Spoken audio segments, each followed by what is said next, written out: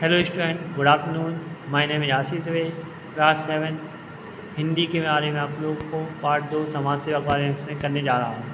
तो आइए सीखे समाज के संगठन का महत्व के बारे में जानेंगे। परोपकार की भावना का विकास कैसे होता है, निबंध विधा से परिचय, विलोम शब्दों का ज्ञान, विशेषण एवं उसके परिचय शब्दों का परिचय। इसके राइटर पद्मलाल कुंदनलाल बख्शी जी हैं। तो देखिएगा आप, मनुष्य एक ऐसा प्राणी जो अकेला नहीं रह सकता, जो उसे अपनी समाज रक्षा के लिए समाज का संगठन करना पड़ता है। तो कई प्रकार के प्राणी होते हैं जो अपना दल बनाकर रहा करते हैं, परंतु उन प्राणियों के दल और समाज में यह भेद है कि मनुष्य ने अपनी बुद्धि द्वारा अपने सामाजिक जीवन का निरंतर विकास किया है।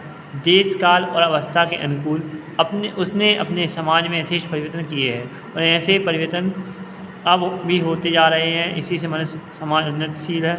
अन्य प्राणियों का दल सैकड़ों वर्षों के बाद ही अपनी स्थिति में उन्नति परिवर्तन नहीं कर सका।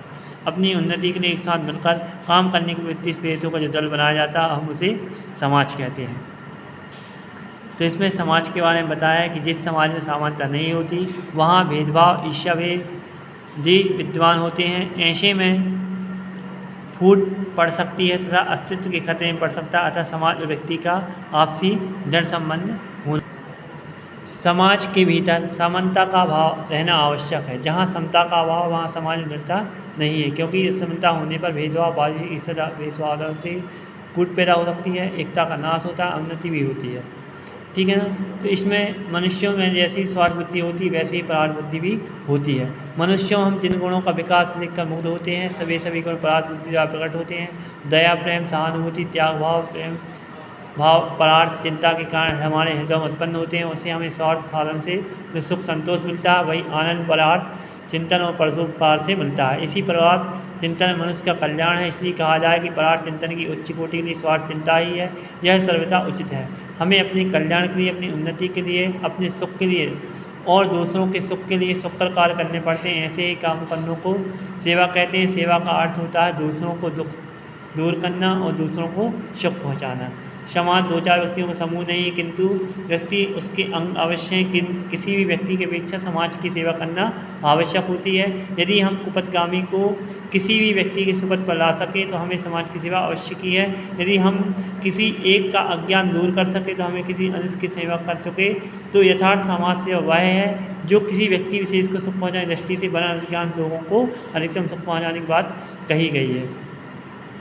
इसमें दिया है समाज में एक और जीवन की स्थिरता है, दूसरी ओर परिवर्तनशीलता। समाज जब तक दृढ़तापूर्वक किसी नियम का पालन नहीं करेगा तब तक उसकी उन्नति नहीं होगी। इसलिए अधिकतर लोगों का विचार यह है कि समाज की मर्यादा बनी रहे और सभी लोगों को मर्यादा का पालन करना पड़ता है, चाहे वह किसी प्रकार का व्यक्ति हो या समाज। इसमें कोई व्यक्ति का कष्ट क्यों ना हो, वह समाज का मर्यादा का उल्लंघन नहीं करेगा। यदि वह ऐसा करेगा, समाज द्वारा निंदनीय होगा। अधिक की भलाई ध्यान रखकर हमें उसकी एक भलाई की चिंता छोड़नी चाहिए।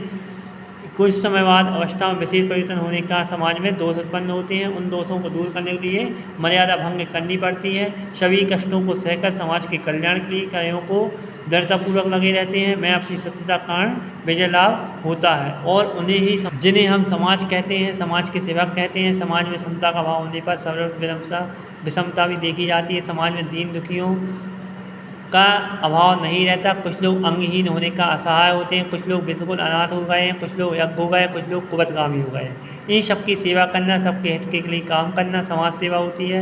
इस देश में समाज में आजकल गरीब के उत्थान की जो चेष्टा की जा रही है वह समाज सेवा है। उसी प्रकार नारी व्यवस्था करने के लिए, कुष्ठ आदि रोगों की यातना दूर करने के लिए चेष्टा की जा रही हैं। ये सभी समाज की सेवाएँ हैं। देश के सभी सक्षम नागरिकों का कर्तव्य है कि अपनी सेवाओं का भाग लें और समाज की उन्नति तभी होगी जब साथ साथ अन्य लोगों गुणों का विकास होगा। इसलिए शास्त्रों में कहा गया है कि पर सेवा बढ़कर ही कोई सेवा नहीं है। उसके बाद देखिएगा यथेष्ट शब्दार्थ। यथेष्ट मीन्स जितना आवश्यक, वृत्ति मीन्स स्वभाव, पारिश्रमिक आपसी, अवहेलना मीन्स उपेक्षा ध्यान न देना, सर्वथा मीन्स हर तरह से बिल्कुल कुपथगामी में कुमार्ग पर चलने वाला, निंदनीय मीन्स निंदा के योग्य, अज्ञ मीन्स अज्ञानी, मूर्ख, हित भलाई, चेष्टा कोशिश, दुरावस्था दुरावस्था, बुरी हालत। इसके बाद देखिएगा आप लोग अनुभव विस्तार। अनुभव विस्तार में दिया है फर्स्ट में वस्तुनिष्ठ जीवन, समता, उन्नति, सुपथ। जीवन का आएगा मृत्यु, समता का आएगा विषमता, उन्नति का आएगा उन्नति, सुपथ का आएगा कुपथ। इसके बाद आपको फिर द ब्लैंक दिए हैं, दिए गए शब्दों से प्रयुक्त शब्द श्रृंखला रिक्त स्थान को पूर्ति कीजिए। जिसने संपत्ति संचित कर ली वह आदर का पात्र बन गया। समाज और व्यक्ति का पारिस्थितिक संबंध लचीला होता है। समाज सेवा अधिकांश लोगों के सुख पहुँचाने मतलब अधिकतम सुख पहुँचाने के लिए की जाती है। हमारे शास्त्रों में कहा गया है कि पर सेवा से बढ़कर कोई सेवा नहीं है। तो इनको आप बुक में ही फिल करेंगे और कॉपी में राइट करेंगे।